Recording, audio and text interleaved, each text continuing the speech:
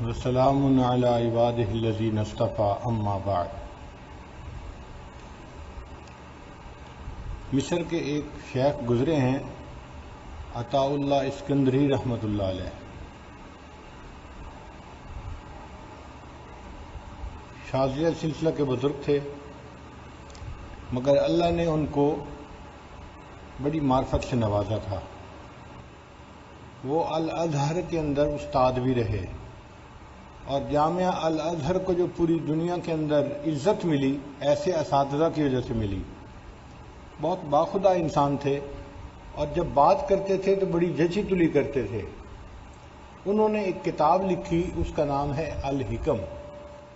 حکم کا مطلب ہے حکمت کی باتیں، یعنی عربی تو ان کی زبان تھی، پھر وہ بات ایسے انداز سے کرتے تھے کہ بڑی سلجھی ہوئی بات ہوتی تھی، دل پہ اثر کرتی تھی۔ ہمارے اکابر علماء دیوبند میں حضرت مولانا خلیل الرحمن رحمۃ اللہ علیہ، جو حضرت شیخ الحدیث رحمۃ اللہ علیہ کے شیخ تھے، تو ان کا یہ معمول تھا کہ وہ رمضان مبارک میں اس کی حکم کا درس دیا کرتے تھے۔ آج سے تقریباً کوئی 2-3 سال پہلے ہم نے بھی اعتکاف میں اس کتاب کی حکم کا درس دینا شروع کیا، اور اس دفعہ پھر اس آج کی مجلس میں دل یہی چاہتا ہے کہ ان کی حکم میں سے کچھ حکمت بھری باتیں آپ کے سامنے بتائی جائیں۔ وہ اللہ کے بڑے مقبول بزرگ تھے۔ مجھے مصر میں ان کی قبر پہ فاتحہ کے لیے جانے کا موقع ملا، تو میں بڑا حیران ہوا کہ جہاں ان کی قبر تھی اس کے دروازے کے بالکل قریب ایک محدث تھے، ابن حمام رحمۃ اللہ علیہ، کمال ابن حمام، ان کی قبر تھی۔ تو مجھے بڑی حیرت ہوئی کہ میں نے کتابوں میں ان کا نام تو پڑھا ہوا تھا کہ یہ اتنے بڑے محدث گزرے ہیں، اور ان کی قبر بالکل ان کے دروازے کے ساتھ بنی ہوئی ہے۔ پھر بعد میں نے کتابوں میں حالات پڑھے تو بتایا کہ ایک مرتبہ ابن حمام رحمۃ اللہ علیہ ان کے مزار پہ فاتحہ کے لیے گئے، اور جاتے ہوئے راستے میں وہ قرآن مجید کی تلاوت کر رہے تھے۔ تلاوت کرتے کرتے جب وہ بالکل قبر کے پاس پہنچے تو انہوں نے قرآن مجید کی آیت پڑھی، فَمِنْهُمْ شَقِيٌّ وَسَعِيدٌ، یہ قرآن مجید کی آیت ہے۔ تو انہوں نے اس وقت قرآن مجید کی یہ آیت پڑھی، تو جیسے ہی پڑھی تو علامہ فرماتے ہیں کہ مجھے ان کی قبر سے آواز آئی، لَيْسَ مِنَّا شَقِي، کہ ہمارے اندر شقی کوئی نہیں ہے، بدبخت نہیں ہے، جو ہمارے ساتھ جڑا ہے وہ سعید ہے۔ اس آواز کو سننے کے بعد علامہ ابن حمام نے وصیت فرمائی کہ جب میں مروں تو مجھے ان کی قبر کے دروازے کے قریب دفن کیا جائے۔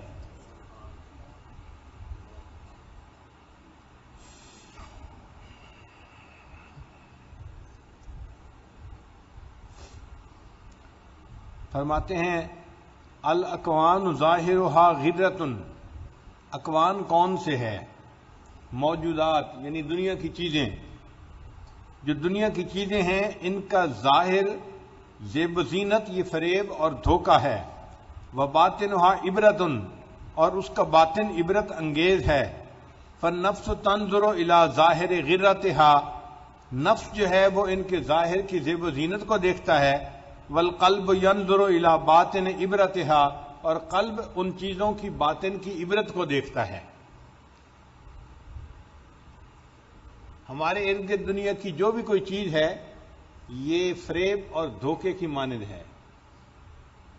فریب اور دھوکہ اس کو کیوں کہا جاتا ہے؟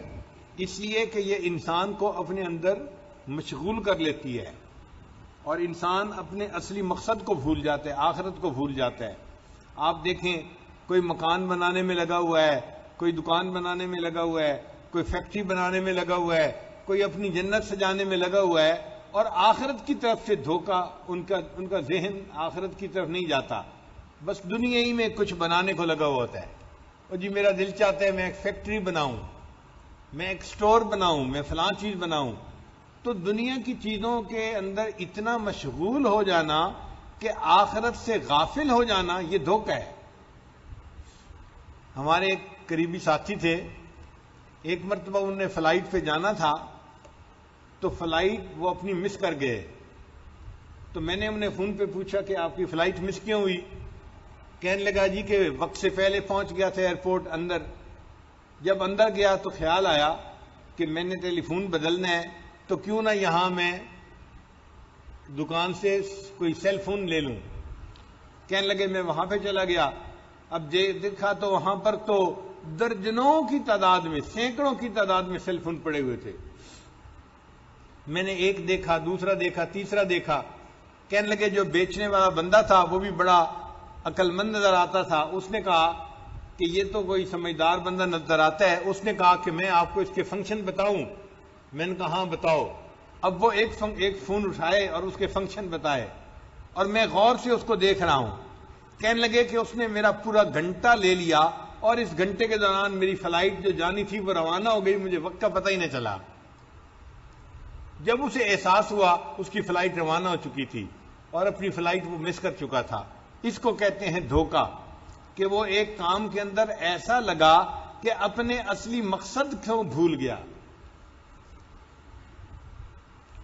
مجھے اپنے طالب علمی کے زمانے کی بات یاد آتی ہے. یونیورسٹی میں میرا ایک کلاس فیلو تھا حافظ صاحب.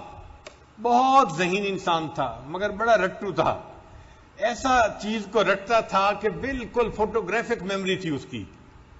میری نظر میں وہ مجھ سے زیادہ ذہین تھا، لیکن جب بھی امتحان ہوتا تو میرے نمبر زیادہ ہوتے تھے. میں فرسٹ آ جاتا، وہ سیکنڈ آتا. تو میں نے بڑا ایک مرتبہ غور کیا کہ آخر اس کی وجہ کیا ہے. وجہ اس کی یہ تھی کہ اس کو یاد تو مجھ سے زیادہ سب کچھ ہوتا تھا، مگر جب پیپر حل کرنا ہوتا تھا تو اسے پیپر حل کرنے کا آئیڈیا نہیں تھا. وہ بیٹھتا تھا اور پہلا سوال اتنا اچھے طریقے سے کرتا تھا کہ آدھے گھنٹے کی بجائے گھنٹہ ڈیڑھ گھنٹہ اسی پہلے سوال میں لگا دیتا تھا. اب سوال ایسے ہوتے ہیں کہ ہر سوال کو آدھا گھنٹہ دیا جائے تو 2.5 گھنٹے، اور آخری آدھا گھنٹہ ان کو چیک کرنے کا کہ غلطی تو نہیں کہیں ہو گئی. میں جب پیپر حل کرتا تھا تو میں ہر سوال کو آدھا گھنٹہ دیتا تھا اور آدھے گھنٹے میں اس کو مکمل کر کے پھر دوسرا سوال کرتا تھا، پھر تیسرا، اور آخری جب آدھا گھنٹہ رہ جاتا تھا تو میں اپنے پیپر دیکھتا تھا کوئی غلطی تو نہیں. اگر غلطی ہوتی تو اس کو کریکٹ کر لیتا تھا. اس کی وجہ سے میرے پیپر کے نمبر ہمیشہ زیادہ آ جاتے تھے. اور وہ کبھی کبھی تو اپنا ایک کوسچن ہی چھوڑ بیٹھتا تھا اور ہمیشہ شکوہ ہوتا تھا وہ جی 3 گھنٹے تھوڑے ہوتے ہیں، پیپر کا ٹائم زیادہ ہونا چاہیے. اس کو یہ نہیں سمجھ تھی کہ بھئی پیپر کا ٹائم تو ٹھیک ہے لیکن وقت کا خیال رکھنا ہوتا ہے. جب بیٹھے اور انسان گھڑی دیکھے ہی نہ اور پتہ ہی نہ ہو کہ کتنا وقت باقی رہ گیا تو وہ کیا پیپر حل کرے گا. تو جس طرح پیپر حل کرنے کے دوران پیپر لکھنے والے طالب علم کو احساس ہوتا ہے کہ میرے اب کتنا وقت باقی رہ گیا، اسی طرح اس دنیا میں ہم امتحان گاہ میں ہیں. ہمیں ہر کام کرتے ہوئے یہ بات ذہن میں رکھنی چاہیے کہ ہماری زندگی کا ایک دن اور کم ہو گیا. پھر اگلے دن پھر یہی سوچ ہونی چاہیے آج میری زندگی کا ایک دن اور کم ہو گیا، آج ایک دن اور کم ہو گیا. اگر انسان بھول جائے گا تو یہ گویا دھوکے میں پڑ جائے گا. اور کئی بندے تو ایسے کاموں میں لگتے ہیں کہ انہیں بالکل موت یاد ہی نہیں آتی. ہم نے ایک واقعہ سنا تھا چھوٹے ہوتے ہوئے کہ ایک مسجد کے جو ہے دروازے کے ساتھ دکانیں بنی ہوئی تھیں. تو تبلیغ جماعت کے لوگ گشت کرنے کے لیے گئے تو دکاندار کو کہا کہ بھئی آؤ نماز پڑھ لیں. اور وہ مسجد کے دکان کا کرایہ دار ہے. کہنے لگا جی میرے پاس تو گاہک ہیں، فرصت ہی نہیں کہ میں اندر مسجد میں جا کے جماعت سے نماز پڑھوں. تو وہ لوگ واپس آ گئے. جب نماز پڑھ کے نکلے تو دیکھا کہ دکان سے اس بندے کا جنازہ نکل رہا تھا. وہ مسجد کی دکان کا دکاندار تھا مگر مسجد میں نماز نہیں پڑھتا تھا.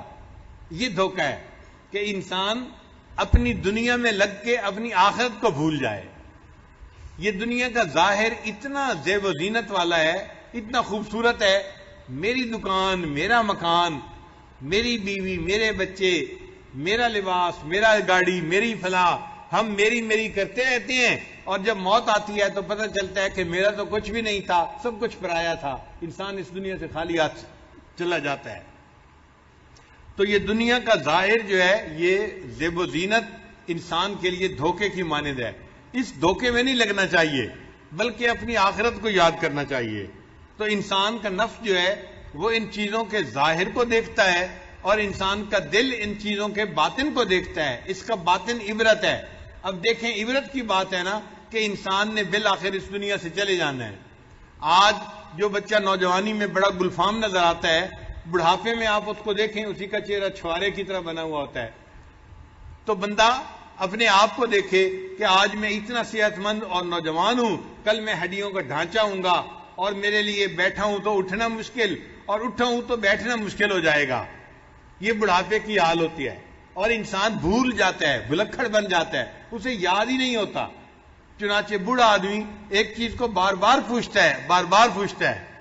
ہمارے حضرت فرمایا کرتے تھے ایک بوڑھا آدمی کسی ڈاکٹر کے پاس گیا، کہنے لگا ڈاکٹر صاحب مجھے نظر بھی تھوڑا آتا ہے. اس نے کہا جی بڑھاپا ہے. اچھا ڈاکٹر صاحب مجھے سنائی بھی کم دیتا ہے. اس نے کہا بڑھاپا ہے.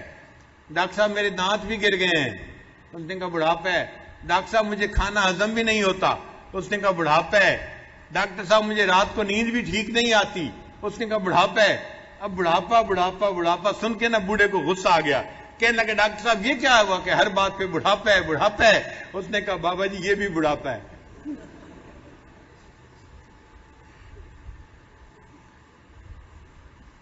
تو کئی مرتبہ انسان چیزوں کے ظاہر کو دیکھتا ہے، ان کا ظاہر دھوکہ اور فریب ہوتا ہے. اس لیے ایک حدیث مبارکہ میں نبی علیہ السلام نے ارشاد فرمایا کہ یہ دنیا بڑی میٹھی اور بڑی سرسبز ہے. میٹھی چیز کھانے سے انسان کا پیٹ تو بھر جاتا ہے، دل نہیں بھرتا، دل چاہتا ہے اور کھاتے. اور بچے ماشاءاللہ، ہماری ایک چھوٹی بچی ہے، ایک مرتبہ چائے کے کپ میں وہ بیٹھی چینی ڈال رہی تھی. میں نے دیکھا اس نے 5 چمچ ڈالے. 5 چمچ کے بعد اس کی نظر مجھ پہ پڑی. اس نے دیکھا کہ دادا ابو دیکھ رہے ہیں تو کہنے لگی بس میں نے آج زیادہ ڈال لی. اور مجھے پتہ تھا کہ وہ عام حالات میں 7 چمچ ڈال کے چائے پیتی ہے. تو میٹھی چیز اچھی لگتی ہے، بچوں کو بھی اچھی لگتی ہے اور سرسبز چیز بھی اچھی لگتی ہے. تو دنیا میٹھی بھی ہے، سرسبز بھی ہے، بندے کا دل لبھا لیتی ہے اور انسان کو آخرت سے بیگانہ کر دیتی ہے.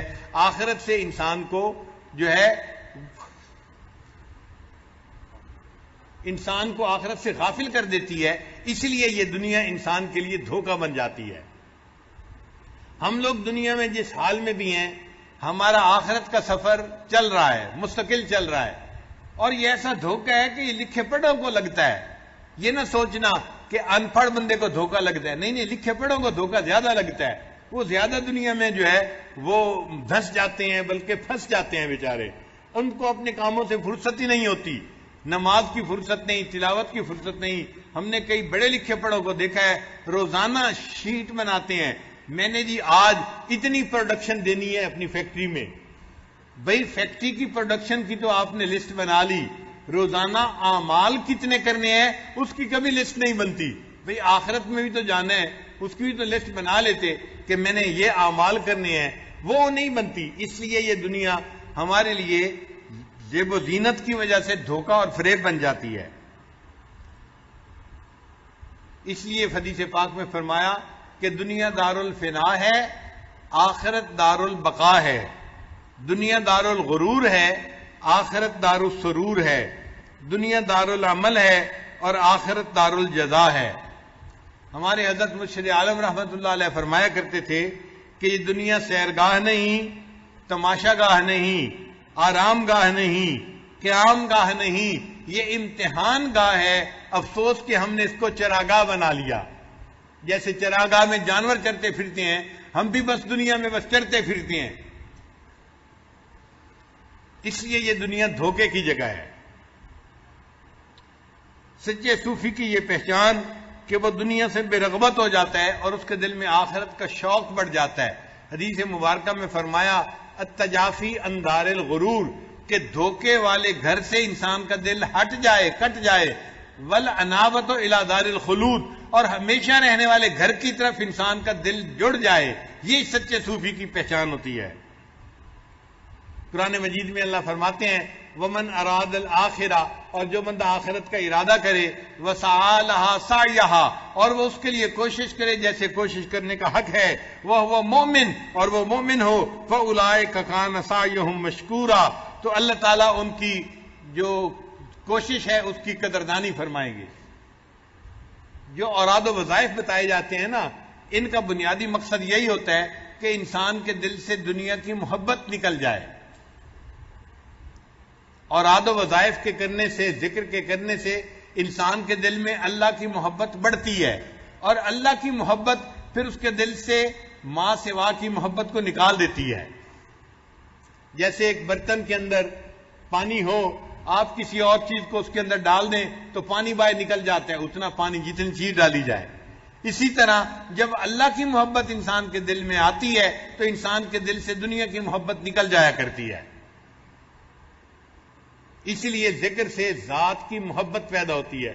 ہم اللہ کا ذکر اگر کثرت کے ساتھ کریں تو ہمارے دل میں اللہ کی محبت بڑھ جائے گی اور دنیا کی محبت دل سے نکل جائے گی۔ قرآن مجید کی ایک آیت ہے کہ ملکہ بلقیس کو جب سلیمان علیہ السلام کا خط پہنچا تو اس نے اپنے سرداروں سے، جو ایم این ایز تھے، ان سے مشورہ کیا کہ مجھے کیا کرنا چاہیے۔ تو انہوں نے کہا کہ آپ جو قدم اٹھائیں گی ہم آپ کے ساتھ ہیں۔ یہ پرانا دستور چلا آیا ہے۔ جو حکومت والے ہوتے ہیں نا، جب وہ اپنے ساتھیوں سے پوچھتے ہیں تو وہ کہتے ہیں بس قدم بڑھاؤ ہم تمہارے ساتھ ہیں، موقع پہ کوئی ساتھ ہو یا نہ ہو کہتے یہی ہیں ہم تمہارے ساتھ ہیں۔ تو ملکہ بلقیس کے جو ممبر تھے انہوں نے بھی اس کو یہی کہا کہ آپ قدم بڑھائیں ہم آپ کے ساتھ ہیں۔ وہ سمجھدار تھی، اس نے کہا ان الملوک اذا دخلوا قریۃ افسدوها، کہ جب بادشاہ کسی بستی میں داخل ہوتے ہیں وہاں پر فساد مچا دیتے ہیں، وجعلوا عزت اہلها اذلہ، اور وہاں پر جو معزز ہوتے ہیں ان کو ذلیل کر کے باہر نکال دیا کرتے ہیں۔ تو یہ تو اس آیت کا ظاہری ترجمہ ہے۔ حضرت اقدس تھانوی رحمۃ اللہ نے لکھا ہے کہ قرآن مجید کی آیت کا ایک ظاہری ترجمہ ہوتا ہے، ایک اس کا باطنی معنی ہوتا ہے۔ تو وہ فرماتے ہیں کہ اس آیت کے اندر بہترین تمثیل ہے۔ تمثیل کیا ہے؟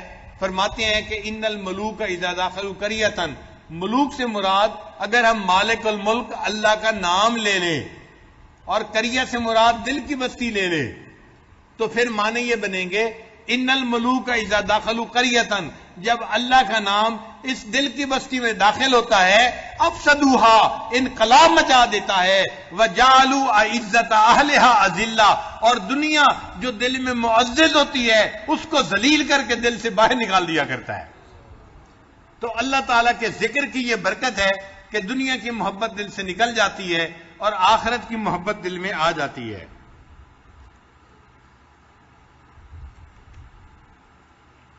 اس لیے نبی علیہ الصلوۃ والسلام نے ارشاد فرمایا حب الدنیا رأس کل خطیئہ، کہ دنیا کی محبت تمام بیماریوں کی بنیاد ہے، جڑ ہے۔ دنیا کی محبت تمام گناہوں کی بنیاد ہے۔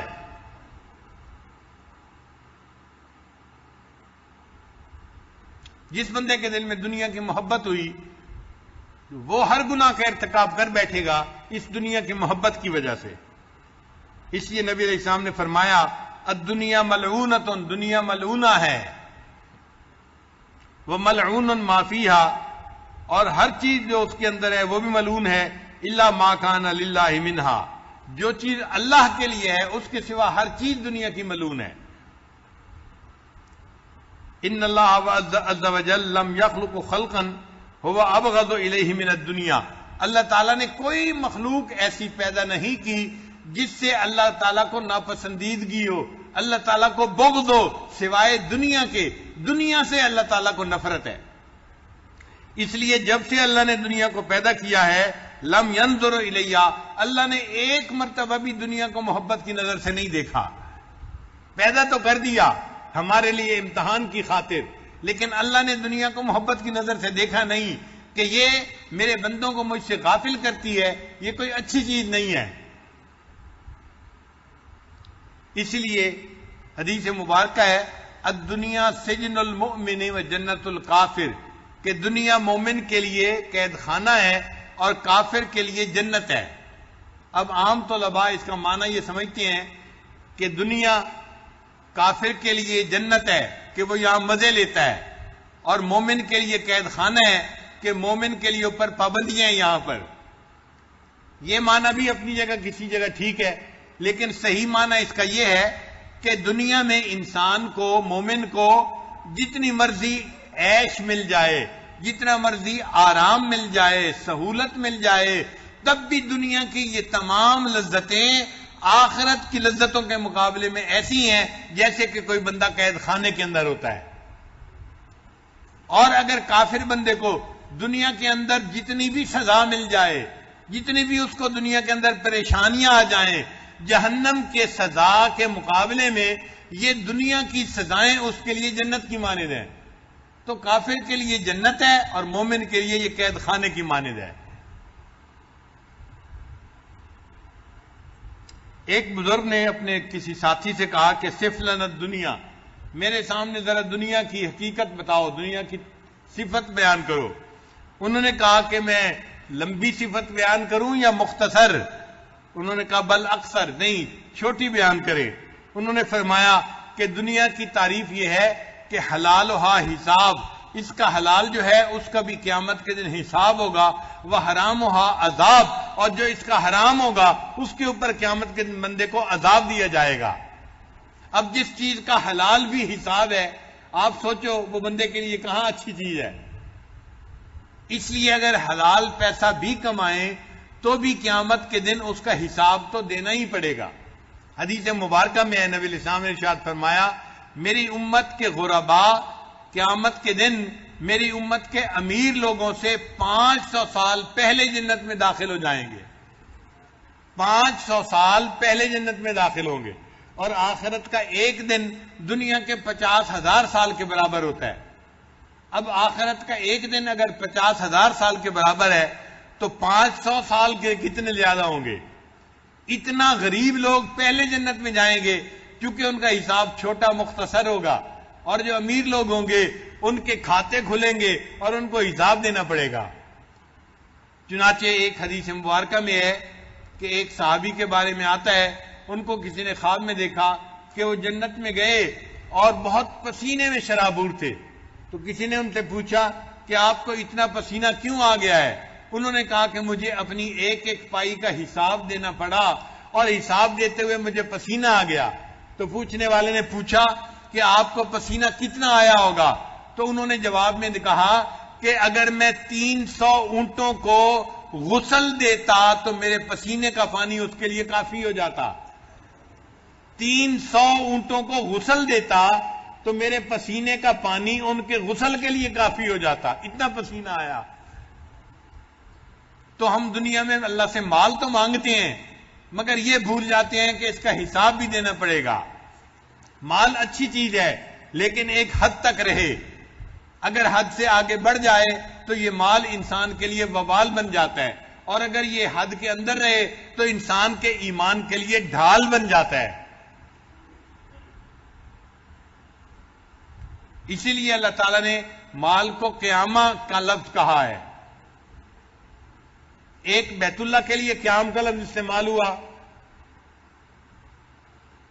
کہ بیت اللہ ہماری روحانی زندگی کے قیام کا سبب ہے، اور حدیث مبارکہ میں ہے کہ جب بیت اللہ شریف کو گرا دیا جائے گا پھر اللہ تعالیٰ قیامت کو قائم فرما دیں گے کہ جو اس پوری دنیا کے اندر مرکز تھا گویا وہ ختم ہو گیا، اب دنیا کو ہی سمیٹ دیا جائے گا۔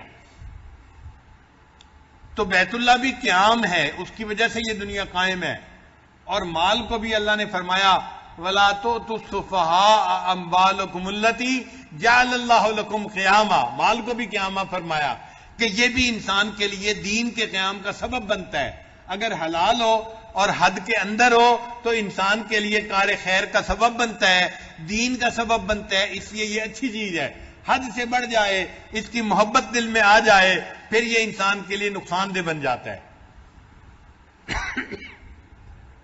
اسی لیے مال اگر جیب میں ہو تو اچھی چیز ہے کہ انسان جیب سے نکالے اور دین کے لیے خرچ کرے۔ جب یہ جیب سے نکل کر انسان کے دل میں آ جاتا ہے پھر انسان کی کشتی کے ڈوبنے کا سبب بن جاتا ہے۔ آپ دیکھیں پانی اگر کشتی کے نیچے ہونا تو فائدہ مند ہوتا ہے، کشتی اس کے اوپر تیرتی ہے، اگر یہ پانی کشتی کے اندر آ جائے تو کشتی کے ڈوبنے کا سبب بن جاتا ہے۔ اسی طرح مال جیب میں ہو تو دین کی کشتی تیرنے کا سبب ہوتا ہے، اور اگر یہ دل میں آ جائے تو دین کی کشتی ڈوبنے کا سبب بن جاتا ہے۔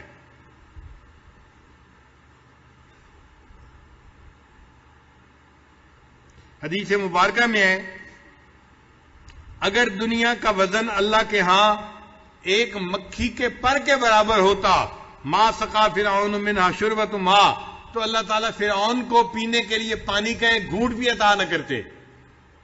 کافر کو اللہ تعالیٰ پینے کے لیے پانی کا ایک گھونٹ بھی عطا نہ کرتے.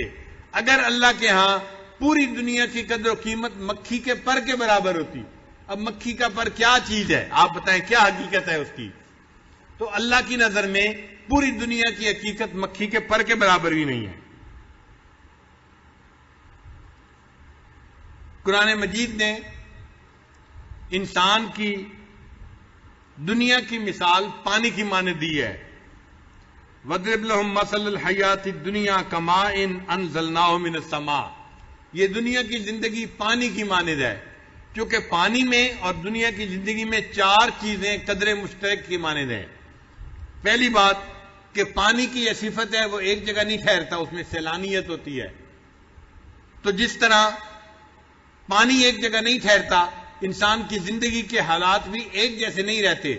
آج حال کچھ ہے, کل کچھ ہے, پرسوں کچھ ہے, حالات بدلتے رہتے ہیں, عدلتے رہتے ہیں. وَتِلْكَ الْأَيَّامُ نُدَاوِلُهَا بَيْنَ النَّاسِ. دوسری بات, جو شخص بھی پانی میں داخل ہوتا ہے وہ تر ہوئے بغیر نہیں رہتا. اسی طرح جو بندہ بھی دنیا میں داخل ہوتا ہے وہ دنیا میں تر ہوئے بغیر نہیں رہتا. دنیا اس کو تر کر دیتی ہے, متاثر کر دیتی ہے.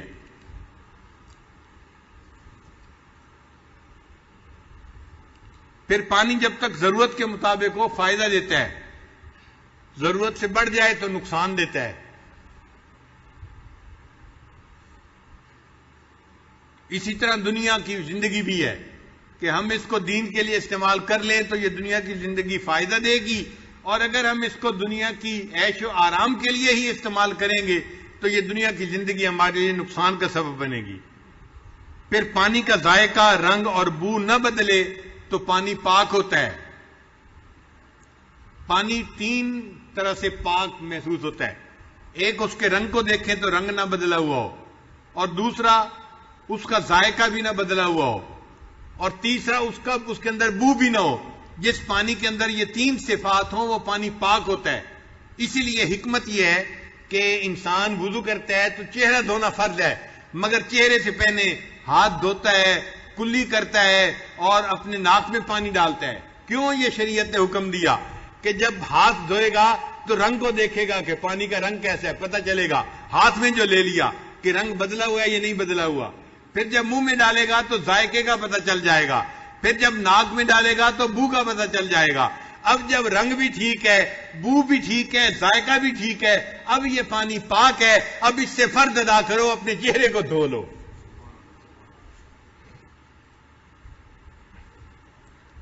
پھر قرآن مجید نے دنیا کی زندگی کو کھیل تماشے سے مثال دی ہے. فرمایا وما هذه الحیات الدنیا الا لهو ولعب وان الدار الاخرۃ لہی الحیوان لو کانوا یعلمون. سورہ عنکبوت کی آیت ہے. اللہ تعالیٰ فرماتے ہیں کہ دنیا کی زندگی کھیل تماشے کی مانند ہے. اچھا, کھیل تماشے میں اور دنیا کی زندگی میں کیا چیز ایک جیسی ہے کہ کھیل تماشا جب بھی کوئی بندہ دیکھتا ہے نا تو عقل مند بندے کو دیکھنے کے بعد افسوس ہی ہوتا ہے میں نے اپنا اتنا وقت ضائع کر لیا.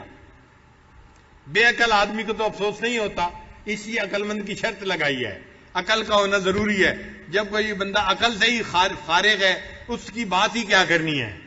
تو عقل مند آدمی کو کھیل تماشا دیکھنے کے بعد افسوس ہوتا ہے کہ میں نے اپنا اتنا وقت اس چیز میں کیوں ضائع کر دیا.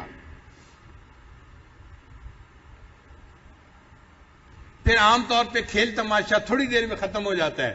ہم نے دیکھا ہے فٹ بال کا میچ جو لوگ دیکھتے ہیں وہ شروع ہوتا ہے اور تھوڑی دیر میں ختم ہو جاتا ہے, اور وہ ایک دوسرے کا چہرہ دیکھ رہے ہوتے ہیں, میچ ختم ہو گیا, وقت ختم ہو گیا. حالانکہ اتنا وقت گزر گیا ہے لیکن ان کو پتہ چلتا ہے کہ یہ وقت تو بہت ہی تھوڑا تھا. اور آج کل کے کھیل تماشے تو ویسے ہی سکرین کے سائے کی مانند ہے, اور دنیا کی زندگی بھی سائے کی مانند ہے. اس کے گزرتے کا انسان کو پتہ ہی نہیں چلتا. اپنے کاموں میں انسان مصروف ہوتا ہے اور اس کو نہیں پتا ہوتا کہ میرا کفن بازار میں آ چکا ہے. امام غزالی رحمۃ اللہ اپنی کتاب میں لکھتے ہیں, اے دوست تجھے کیا معلوم کہ بازار میں وہ کپڑا پہنچ چکا ہو جسے تیرا کفن بندہ ہے۔ انسان شادی بیاہ میں مشغول ہوتا ہے اور اس کو نہیں پتا ہوتا کہ میرا کفن تیار ہو چکا ہے، میں دنیا سے جانے والا ہوں۔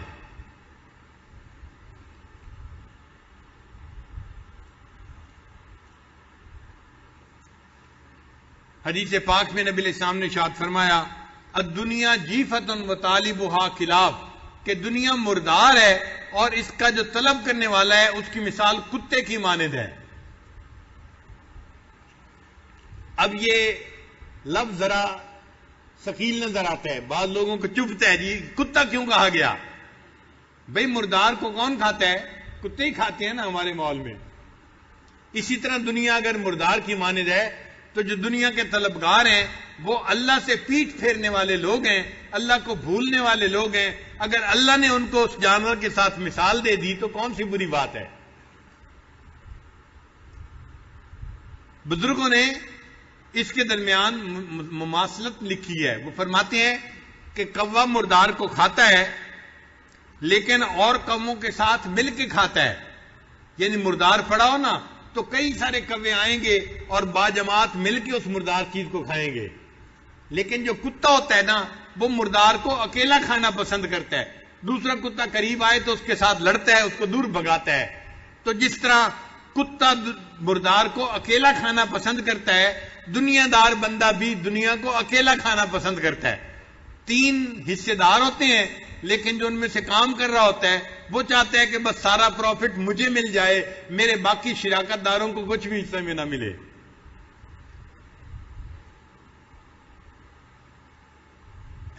پھر کوا جو ہوتا ہے وہ کسی مردہ کوے کو نہیں کھاتا، یعنی مردہ کوا ہو مرا ہوا ہو تو اس کو نہیں کھاتا، اور پرندوں کو کھاتا ہے، لیکن کتا جو ہے وہ مردہ کتے کو بھی کھا لیتا ہے۔ اسی طرح دنیا دار بھائی بھی اپنے دنیا دار بھائی کا حق مارتا ہے، وہ بھی مردہ خود بندے کو کھا لیتا ہے۔ کوا جو ہے وہ دوسرے کووں سے عبرت پکڑتا ہے، مگر دنیا دار بندہ عبرت نہیں پکڑتا بلکہ ایک کو ڈوبتا ہوا دیکھتا ہے، خود بھی پھر اسی طرح دنیا میں خود بھی ڈوب رہا ہوتا ہے۔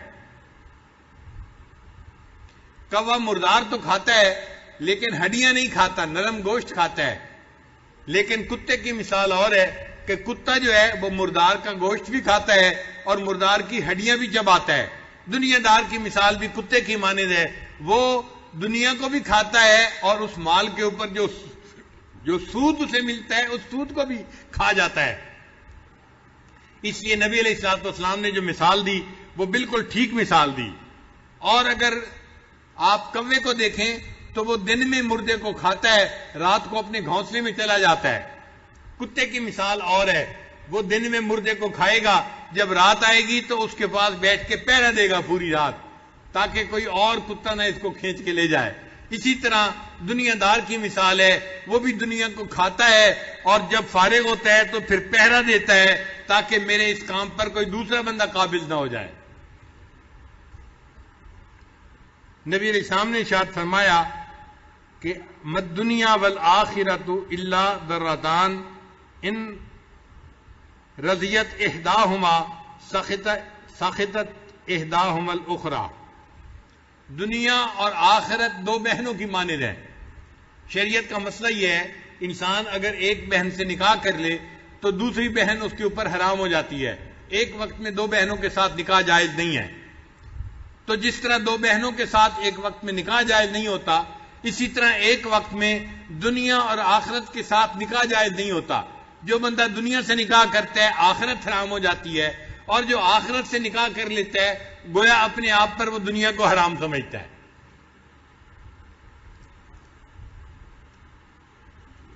اس لیے جو اپنی دنیا سے محبت کرتا ہے وہ آخرت برباد کر لیتا ہے، اور جو آخرت سے محبت کرتا ہے وہ اپنی دنیا کو جو ہے وہ کمزور کر لیتا ہے۔ اس لیے فرمایا کہ تم باقی رہنے والی چیز کو فانی چیز کے اوپر ترجیح دے دو۔ دنیا کی چیزیں فانی ہیں، چلی جائیں گی، اور آخرت کی چیزیں باقی رہنے والی ہیں، ہمیشہ باقی رہیں گی۔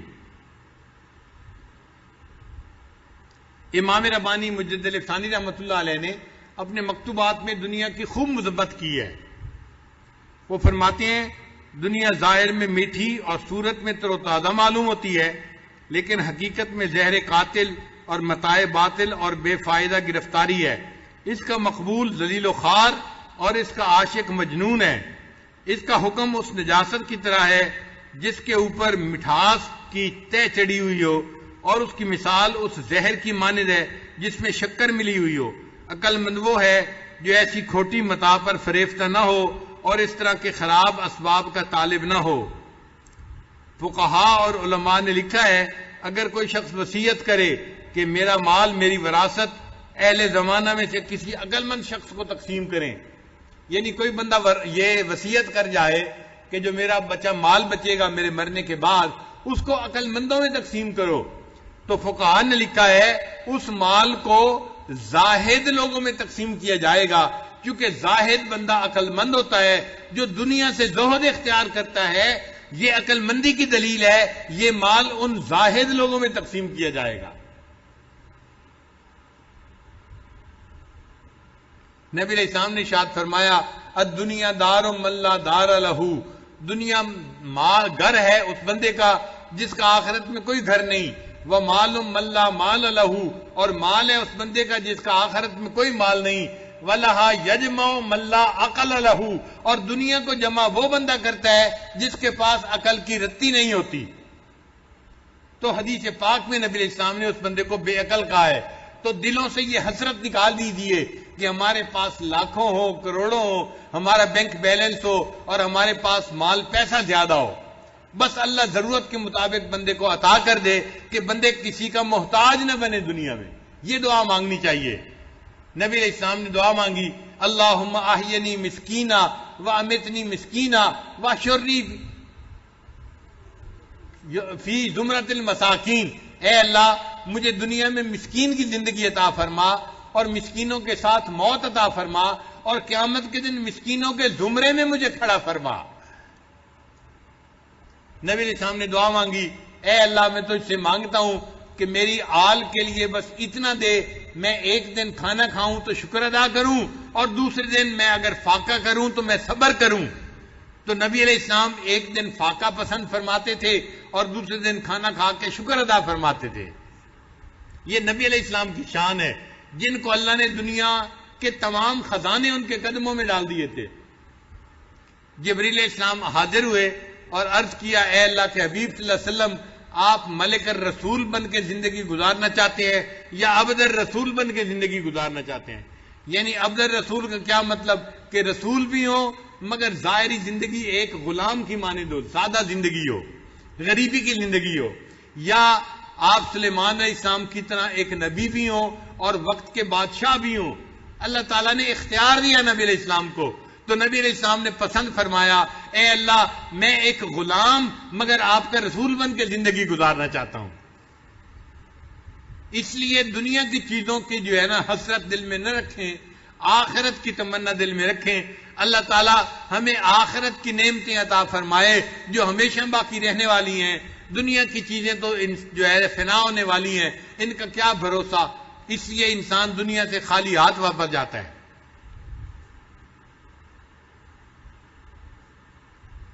ایک مرتبہ کچھ مدرسے کے طالب علم اکٹھے تھے، آپس میں بحث کرنے لگے کہ یہ جو دنیا دار لوگ ہوتے ہیں نا، یہ ہمیں کبھی ملا کہتے ہیں، کبھی مولوی کہتے ہیں، کبھی ملونٹا کہتے ہیں، ہم بھی ان کے لیے کوئی لفظ بنائیں.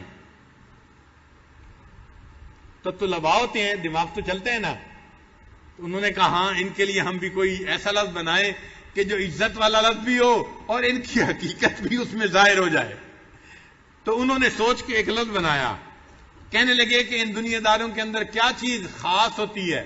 ان کا ایک تو جاہل ہوتے ہیں، اس نے کہا دوسرا کہنے لگے بڑے نالائق ہوتے ہیں، اور تیسرا بڑے بے وقوف احمق ہوتے ہیں، اور چوتھا بڑے بے وقوف ہوتے ہیں. انہوں نے کہا ان چاروں لفظوں کا پہلا حرف جمع کر دیتے ہیں، جاہل کا جیم، نالائق کا نون، احمق کا الف اور بے وقوف کا با. تو انہوں نے جناب کا لفظ بنا دیا. چنانچہ وہ کہنے لگے کہ دنیا دار لوگ جب ہم سے بات کریں گے نا، ہمیں کہیں گے مولوی صاحب، ہم کہیں گے جی جناب.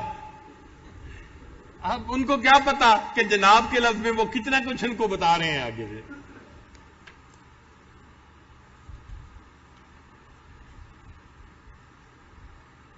عجیب بات ہے کہ ہم باقی گناہوں سے تو توبہ کر لیتے ہیں، دنیا کی محبت والے گناہ سے ہم توبہ نہیں کرتے، ہم اس کو گناہ ہی نہیں سمجھتے، اس لیے دنیا کی محبت والے گناہ سے ہم توبہ نہیں کرتے۔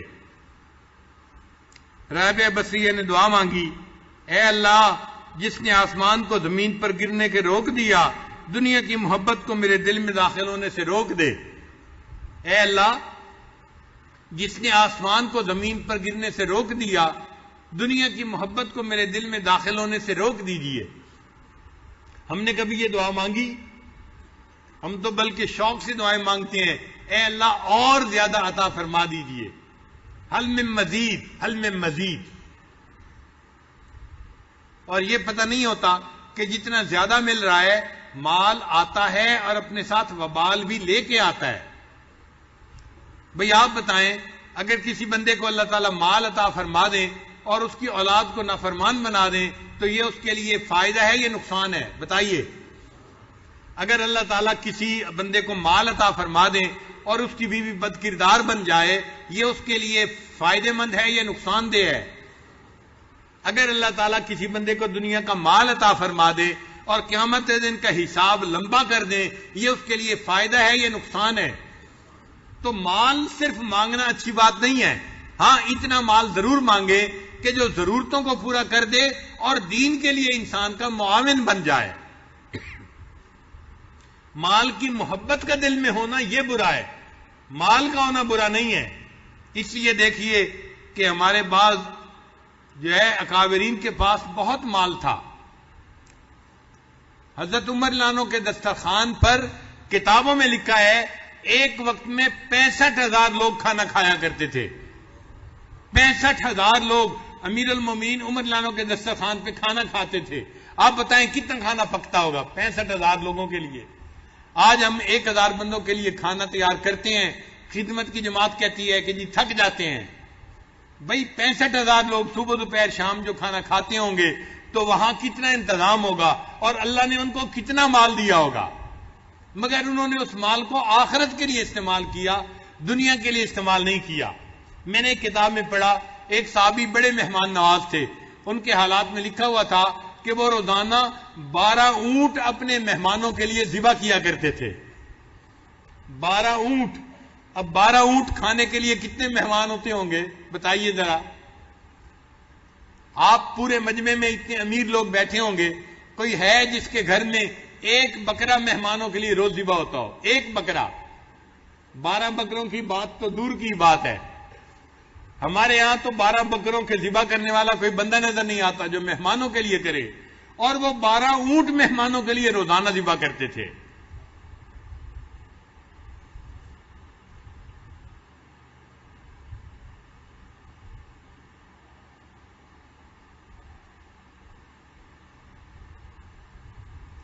اس لیے یہ دنیا جادوگرنی ہے۔ ایک جادو لائے تھے ہاروت اور ماروت فرشتے، اللہ تعالیٰ نے ان کو انسانوں کے لیے آزمائش بنا کے بھیجا تھا۔ وہ لوگوں کو جادو سکھاتے تھے مگر پہلے بتاتے تھے کہ یہ فائدے کی چیز نہیں ہے، نقصان کی چیز ہے، پھر بھی جو سیکھتا تھا تو اس کو سکھا دیتے تھے۔ اس جادو کا کیا اثر تھا کہ اس جادو کو سیکھنے سے بندے اور اس کی بیوی کے درمیان فاصلے ہو جاتے تھے۔ جو لوگ وہ جادو کرتے تھے وہ میاں بیوی کے درمیان نفرتیں ڈال دیتے تھے۔ تو ہاروت اور ماروت کا جادو میاں بیوی کے درمیان فاصلے کر دیتا تھا۔ یہ دنیا ہاروت اور ماروت سے بڑی جادوگرنی ہے، اس لیے کہ جب اس کا جادو چلتا ہے یہ بندے کو اللہ سے دور کر دیتی ہے۔ یہ ہاروت ماروت کے جادو سے بھی زیادہ بڑی جادوگرنی ہے۔ بندے کو اللہ سے دور کر دینا بہت بڑی بات ہے۔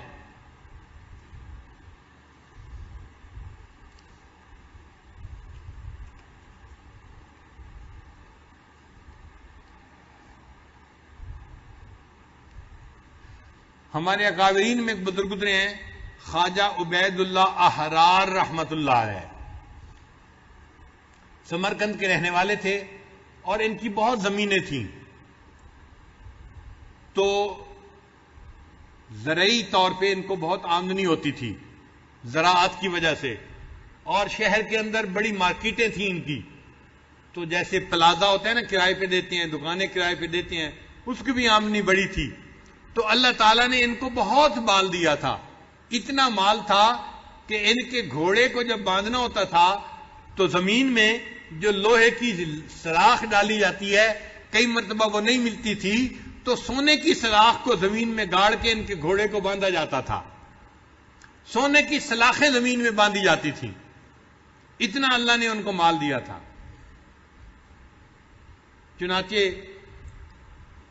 ایک عالم تھے، وہ ایک مرتبہ ان سے بیعت ہونے کے لیے چلے. جب بیعت ہونے کے لیے چلے اور ان کی محفل میں پہنچے تو انہوں نے دیکھا کہ وہاں تو قالین بچھے ہوئے ہیں اور گھوڑے جو ہیں وہ سونے کی سلاخوں کے ساتھ بندھے ہوئے ہیں اور دنیا کی ریل پیل نظر آئی. تو انہوں نے دور سے دیکھ کے یہ شعر پڑھا، نہ مرد است آں کہ دنیا دوست دارد. وہ مرد نہیں ہوتا جو دنیا کو دوست رکھے، وہ جوان مرد نہیں ہوتا، وہ اللہ کا ولی نہیں ہو سکتا جو دنیا کو دوست بنائے. تو انہوں نے یہ الفاظ کہے، شعر کہا، نہ مرد است آں کہ دنیا دوست دارد، اور وہیں سے واپس چلے گئے، بیعت نہیں ہوئے.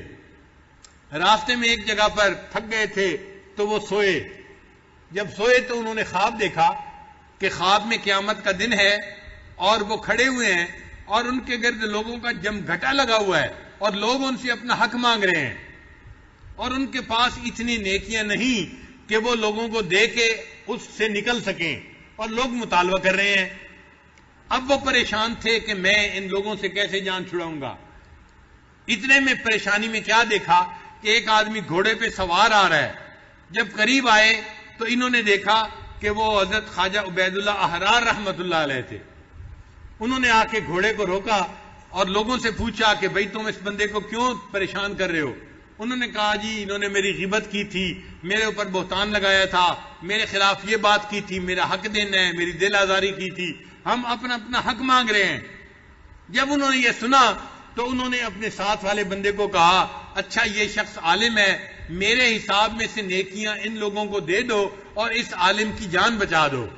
چنانچہ ان کے پاس اتنی نیکیاں تھیں کہ ان کا جو خادم تھا اس نے ان کے جو بندے تھے ان کی مرضی کے مطابق ان کو نیکیاں دے بھی دیں اور پھر بھی نیکیاں ان کی باقی بچ گئی اور مولانا کی جان بچ گئی.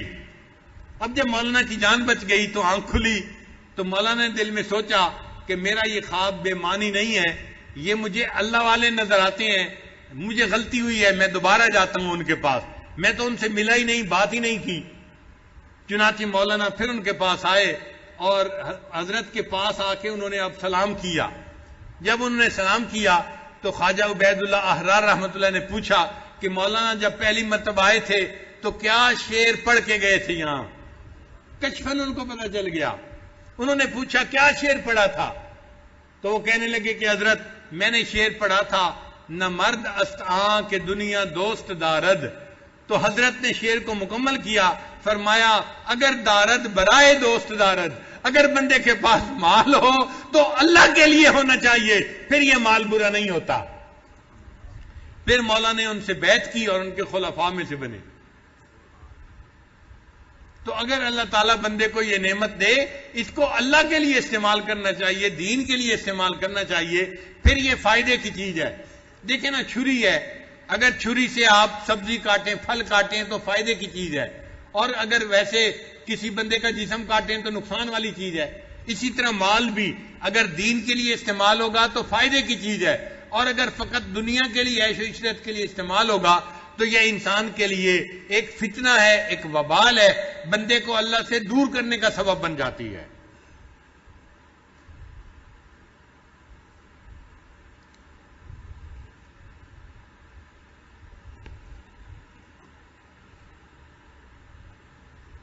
اللہ تعالیٰ کی مہربانی دیکھیے کہ اللہ تعالیٰ نے مال کی محبت سے منع نہیں کیا، فطری چیز ہے. ہاں احبیت سے منع کیا ہے کہ مال کی محبت تو ہو مگر اللہ کی محبت سے زیادہ نہیں ہونی چاہیے. اگر اللہ کی محبت سے زیادہ ہوئی پھر تمہیں عذاب ہوگا. تو دل میں چاہت تو ہوتی ہے کہ میرے پاس یہ بھی ہو، یہ بھی ہو، یہ بھی ہو، تو محبت بری نہیں ہے، مال کی احبیت بری ہے.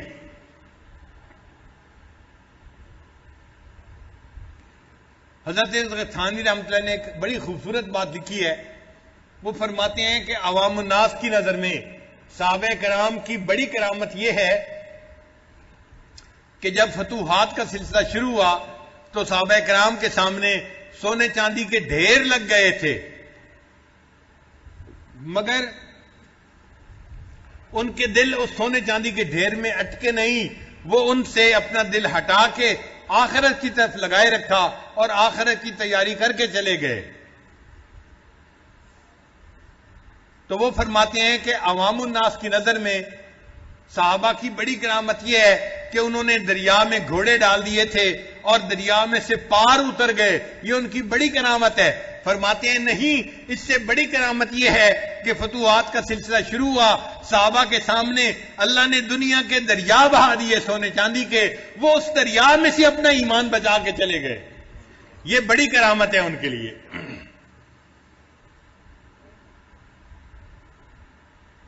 اس لیے حضرت علی رضی اللہ عنہ ایک رات محراب کے اندر کھڑے ہوئے اور یہی کہتے رہے، یا صفرا یا بیضا غر غیری. صفرا کہتے ہیں پیلی چیز کو سونا، اور بیضا سفید چمکدار چیز چاندی. اے چاندی اور اے سونا، میرے غیر کو دھوکہ دے، میں تیرے دھوکے میں آنے والا نہیں ہوں. یا صفرا یا بیضا غر غیری.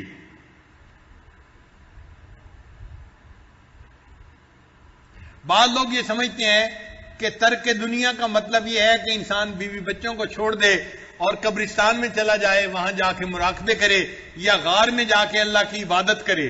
یہ غلط بات ہے. بیوی بچوں کو چھوڑنے کا نام ترک دنیا نہیں ہے، بلکہ نفسانی خواہشات کو چھوڑنا اس کا نام ترک دنیا ہے.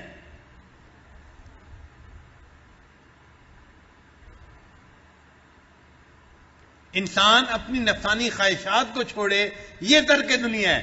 اور ترک دنیا چھوڑ اس طرح کر کے انسان پھر مسجد میں بیٹھ کے اللہ کی عبادت کرے تو یہ اس کے لیے گویا رہبانیت ہے. نبی علیہ السلام نے فرمایا میری امت کے حج جو ہے وہ ہماری امت کی رہبانیت کی مانند ہے. جو بندہ بیوی بچوں کو رشتہ داروں کو چھوڑ کر اللہ کے گھر کے لیے نکلتا ہے، حج کرتا ہے، یہ گویا رہبانیت اختیار کرنے والا ہے. میری امت کی رہبانیت حج کرنے کی مان. تو ہمیں غاروں میں جا کے نہیں بیٹھنا، بلکہ انہی جگہوں میں گھروں میں زندگی گزارنی ہے اور شریعت کے مطابق گزارنی ہے، اور شریعت کے مطابق زندگی گزارنے پر اللہ کی رضا ہمیں نصیب ہوگی. ہمارے حضرت رحمت اللہ علیہ فرمایا کرتے تھے کہ اللہ تعالیٰ تک پہنچنے کے لیے انسان کو غاروں کے ذریعے سے ہو کے نہیں جانا پڑتا، ان گلی کوچوں بازاروں سے ہو کے جانا پڑتا ہے. انسان انہی شہروں میں رہے، اپنی آنکھوں کی حفاظت کرے، اپنے آپ کو گناہوں سے بچائے. یہ گناہوں سے بچنا اس کے لیے اللہ کے قرب کا سبب بن جائے گا.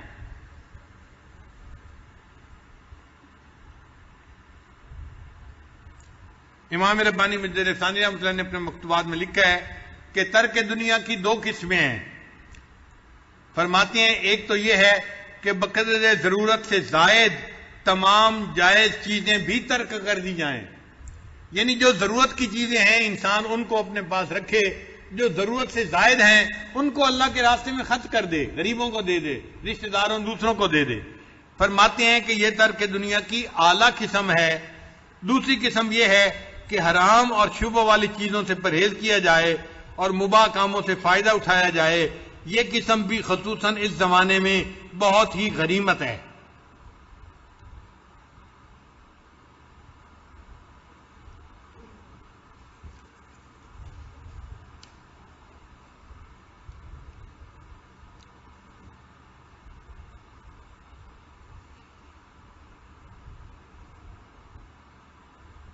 اب دنیا کی محبت دل سے کیسے نکلے گی؟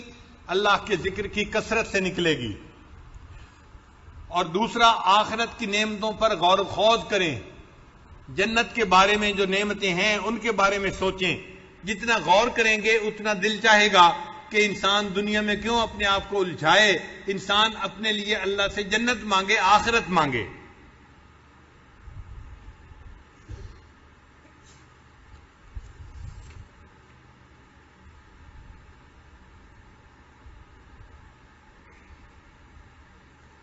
سیدنا صدیق اکبر لانو کی زندگی میں زہد کتنا تھا، ذرا واقعہ سن لیجئے۔ ان کی بیوی نے ایک مرتبہ انہیں کہا کہ میرا دل چاہتا ہے کہ کھانا تو ہم بناتے ہی ہیں، کوئی میٹھی ڈش بھی کسی دن بنائیں کھانے کے لیے۔ تو سیدنا صدیق اکبر نے جواب دیا کہ میں بیت المال سے جو ماہانہ لیتا ہوں وہ اتنا ہے کہ بس اس سے روٹی بنائی جا سکتی ہے، فالتو چیز نہیں بنائی جا سکتی۔ تو بیوی سمجھ گئی کہ بھئی جو کچھ میرے پاس ہے اس کے علاوہ اور کچھ نہیں ہونا۔ اب ایک دن بیوی نے حلوہ بنایا، میٹھی چیز بنائی، تو سیدنا صدیق اکبر عنہ حیران ہوئے۔ انہوں نے بیوی سے پوچھا کہ یہ حلوہ تم نے کیسے بنا لیا؟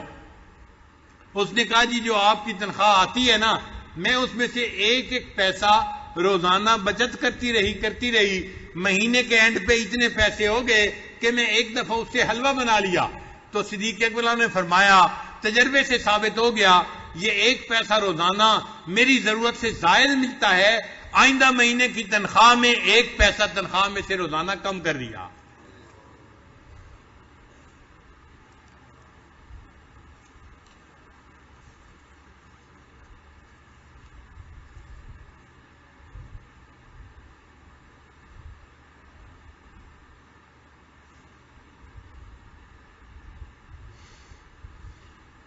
ہمارے سلسلہ عالیہ کے بزرگ تھے حضرت مرزا مظہر جان جانا رحمت اللہ علیہ،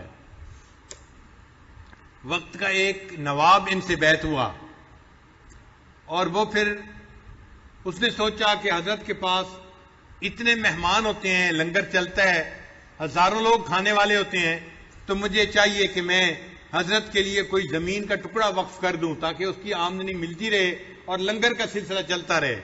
تو اس نے زمین کا ٹکڑا وقف کیا۔ جب حضرت کو پتہ چلا تو حضرت نے انکار کر دیا، تو وہ نواب بڑا حیران ہوا کہ حضرت نے انکار کیوں کر دیا۔ چنانچہ وہ حضرت کے پاس آیا، حضرت میں نے تو لنگر کے لیے اتنا ٹکڑا زمین کا وقف کیا تھا، آپ نے انکار کیوں کر دیا؟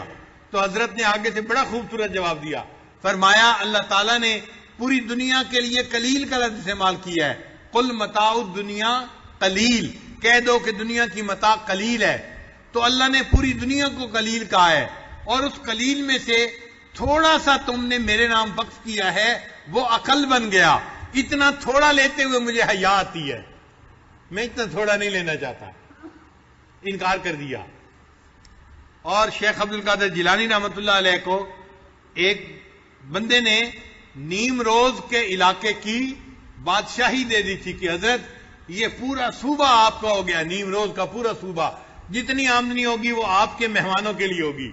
تو حضرت نے اس کو اسی خط کے اوپر جواب لکھا، فرمایا کہ جب سے مجھے نیم شب کی شاہی نصیب ہوئی ہے، نیم روز کی بادشاہی میری نظر کے مچھر کے پر کے برابر بھی نہیں ہے۔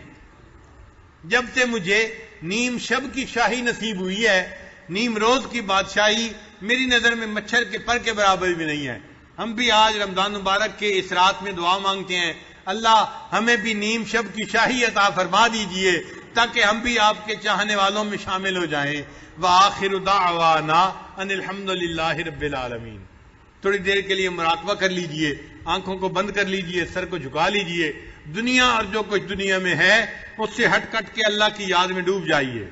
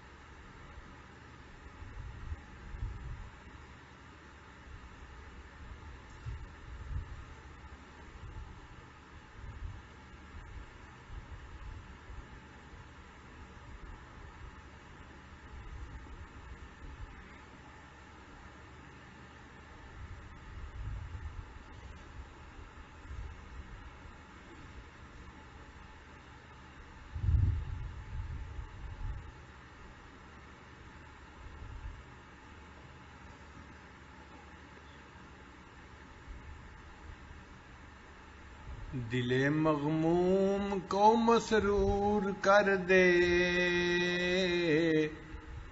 دل بے نور کو پر نور کر دے، دل مغموم کو مسرور کر دے، دل بے نور کو پر نور کر دے، فروزاں دل میں شمع طور کر دے، یہ گوشہ نور سے معمور کر دے،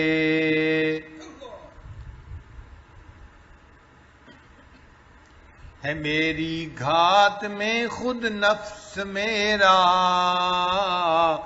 خدایا اس کو بے مقدور کر دے،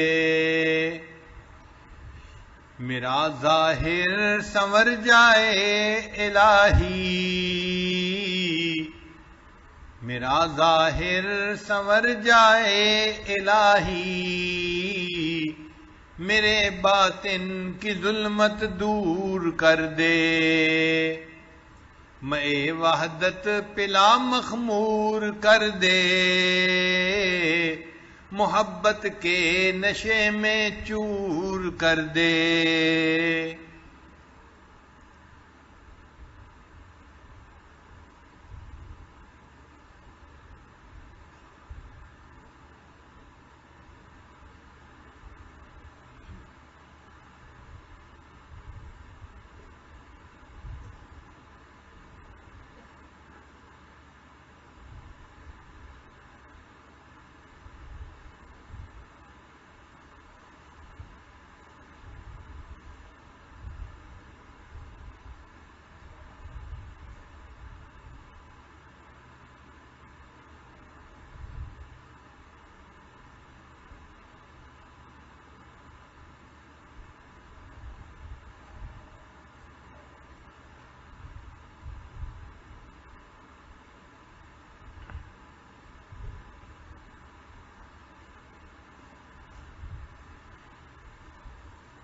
لا الہ الا اللہ محمد الرسول اللہ. دعا کر لیجئے. سبحان ربی العلی الوہاب. اللہم صلی علی سیدنا محمد وعلی آل سیدنا محمد وبارک وسلم. ربنا آتنا فی الدنیا حسنة وفی الآخرة حسنة وقنا عذاب النار.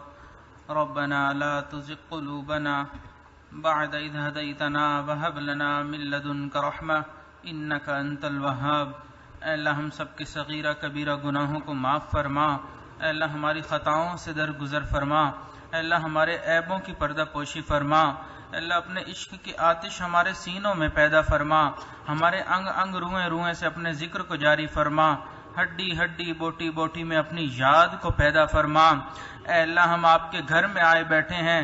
ظاہر میں بندے ہیں، حقیقت میں نہایت گندے ہیں. اللہ ہمارے اندر کی گندگیوں کو دور فرما. اے اللہ ہمارے دل سے دنیا کی محبت کو ختم فرما. اے اللہ کب تک ہم اس دنیا کی محبت میں پڑے رہیں گے؟ اللہ اب تو اس دل میں اپنی محبت کو پیدا فرما دیجئے. اللہ آپ کی محبت کے بنا بھی کوئی زندگی ہے، اللہ اس زندگی میں اپنی محبت عطا کر دیجئے. اے اللہ اپنی شدید محبت عطا فرما دیجئے. اللہ اپنا عشق عطا فرما دیجئے. اللہ اپنے عاشقین بندوں میں شامل فرما لیجئے. اللہ اپنے محبین بندوں میں شامل فرما لیجئے. اے اللہ آپ نے قرآن پاک میں ارشاد فرمایا، لوگو تم تقوی اختیار کرو. اللہ ہم دنیا کو چھوڑ کر، گناہوں کی زندگی کو چھوڑ کر آپ کے گھر میں آ گئے. اللہ آپ نے آگے فرمایا وَكُونُوا مَعَ الصَّادِقِينَ، میرے سچوں کی صحبت میں رہو. اللہ ہم آپ کے سچے کی صحبت میں بھی آ کے بیٹھ گئے. اللہ اگر یہاں سے اٹھنے سے پہلے ہمارے دل کو نہ بدلا گیا، اللہ یہاں آنے کا بھی کوئی فائدہ نہیں ہوگا. اللہ یہاں 10 دن گزارنے کا ارادہ ہے. اللہ اس 10 دنوں میں اللہ ہمارے دل کی دنیا کو بدل دیجئے.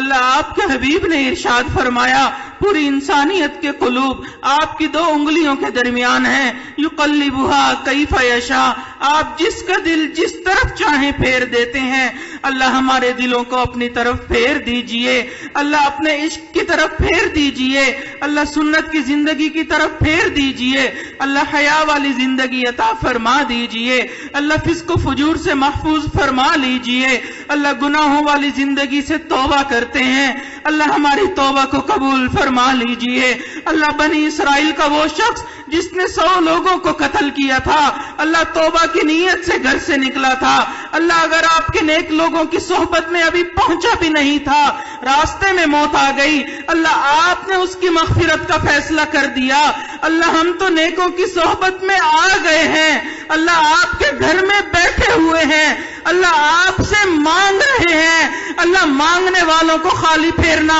اللہ آپ کی شان کے مطابق نہیں ہے، اللہ آپ ہی نے تو فرمایا ہے ادعونی استجب لکم، تم دعا کرو میں تمہاری دعاؤں کو قبول کروں گا، اللہ ہم جو دعائیں مانگ رہے ہیں اللہ اپنی رحمت سے قبول فرما لیجئے، اللہ اگر ہم اسی حالت میں فوت ہو گئے، ہماری توبہ قبول نہ ہوئی، اللہ قیامت والے دن آپ کے حبیب کو کیا چہرہ دکھائیں گے، اللہ ان کے سامنے نامہ اعمال کھلے گا، اللہ ان کو باقی انبیاء کے سامنے شرمندگی ہوگی، اللہ آپ کے حبیب نے فرما دیا لا تسودوا وجہی یوم القیامہ، میرے امتیوں قیامت والے دن میرے چہرے کو کالا نہ کر دینا، اللہ اگر اس نامہ اعمال کے ساتھ ان کے سامنے حاضر ہو گئے اللہ ان کو شرمندگی اٹھانی پڑے گی، اللہ وہاں پر سب انبیاء بھی ہوں گے، اللہ وہاں پر ہمارے آباء و اجداد بھی ہوں گے، اللہ ہمارے مشائخ بھی ہوں گے، اللہ ہمیں اپنے بڑوں کے نام پر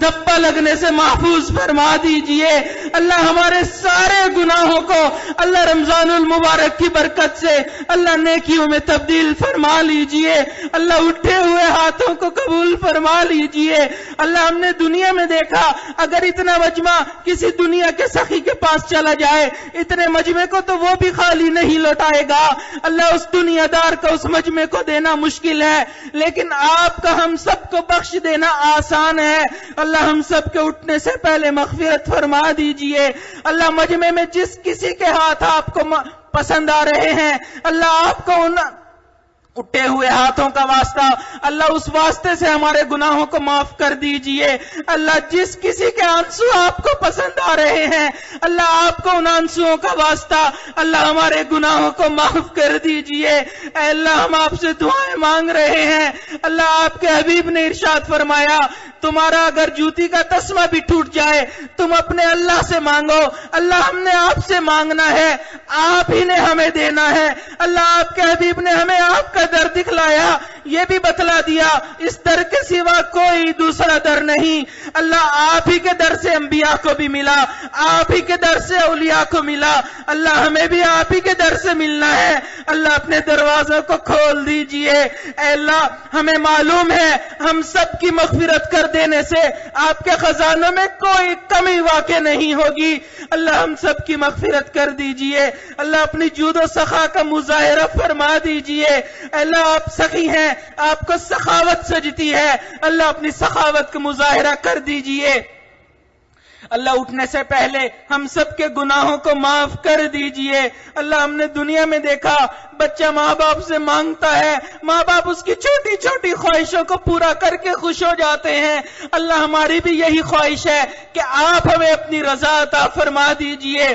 اللہ ہماری اس خواہش کو پورا کر کے ہمارے سے راضی ہو جائیے، ہمارے سے خوش ہو جائیے، اللہ ہم نے اپنے محبین بندوں میں شامل کر لیجئے، اللہ اس اعتکاف کی برکت سے ہمیں اپنی معارف عطا فرما دیجئے، اللہ اپنی معارف عطا فرما دیجئے، اللہ ہم اس قابل تو نہیں لیکن اللہ ہم نے اپنے بڑوں سے سنا ہے آپ کے ہاں قابلیت نہیں قبولیت چلتی ہے، اللہ ہمیں اپنی بارگاہ میں قبولیت عطا فرما دیجئے، اللہ ہمیں اپنے ہاں قبولیت عطا فرما دیجئے، اللہ اٹھے ہوئے ہاتھوں کو قبول فرما لیجئے، اللہ آپ نے قرآن پاک میں ارشاد فرمایا وَأَمَّا السَّائِلَ فَلَا تَنْهَرْ، سوالی کو انکار نہ کرو جھڑکی نہ دو، اللہ جب ہم جیسے کمزوروں کو حکم ہے ہم سوالی کو انکار نہ کریں، اللہ ہم بھی تو آپ کے در کے سوالی ہیں، اللہ آپ ہمیں انکار نہ فرمائیے، جو مانگا اپنی رحمت سے عطا فرما دیجئے۔ اے اللہ ہمارے حضرت کی زندگی میں برکت عطا فرما، اللہ ان کے کام کاج میں برکت عطا فرما، اللہ ان کے فیصلوں میں برکت عطا فرما۔ اے اللہ برا چاہنے والوں کی برائی سے محفوظ فرما، حاسدین کے حسد سے محفوظ فرما، دشمنوں کی دشمنی سے محفوظ فرما۔ اللہ ہمارے حضرت سے جو تعلق جوڑے اللہ اس کو اپنی محبت عطا فرما۔ اے اللہ ہم یہ دعا مانگتے ہیں، جس کسی نے ہمارے حضرت کو دنیا میں جہاں کہیں دیکھا اللہ اس ایک دفعہ دیکھنے کو اللہ اپنی اس کی مغفرت کا فیصلہ فرما دیجئے۔ اللہ جس نے ہمارے حضرت کے دیکھنے والوں کو دیکھا اللہ اس کی بھی مغفرت فرما دیجئے۔ اللہ ہماری ان دعاؤں کو اپنی رحمت سے قبول فرما لیجئے۔ اللہ دور قریب سے یہ لوگ یہاں پر آئے ہیں، ان کو معلوم تھا یہاں پر کوئی دنیا نہیں بانٹی جائے گی، یہاں پر اللہ آپ کی محبت بانٹی جائے گی۔ اللہ آپ کی محبت میں چل کے آئے ہیں، اللہ گھر بار کو چھوڑ کے آئے ہیں، بیوی بچوں کو چھوڑ کے آئے ہیں، اللہ اپنی زندگی سے وقت نکال کر آپ کی محبت لینے کے لیے آئے ہیں۔ اللہ سب کو اپنی محبت دے دیجئے، اللہ اپنی محبت دے دیجئے۔ اللہ ہمارے اٹھے ہوئے ہاتھوں کو قبول فرما لیجئے۔ اے اللہ جو مانگنا چاہیے تھا نہیں مانگ سکے اللہ آپ جانتے ہیں، اللہ ہمیں وہ بھی عطا فرما دیجئے۔ اللہ جو مانگنا چاہیے تھا نہیں مانگ سکے بھول گئے اللہ آپ جانتے ہیں وہ بھی عطا فرما۔ اے اللہ مجمع میں جس کسی کے دل میں جو نیک خواہش ہے اللہ اپنی رحمت سے ان کو بھی قبول فرما، ہماری ان دعاؤں کو اپنی رحمت سے قبول فرما۔ وصلی اللہ تعالی علی خیر خلقہ سیدنا محمد وعلی آلہ واصحابہ اجمعین برحمتک یا ارحم الراحمین۔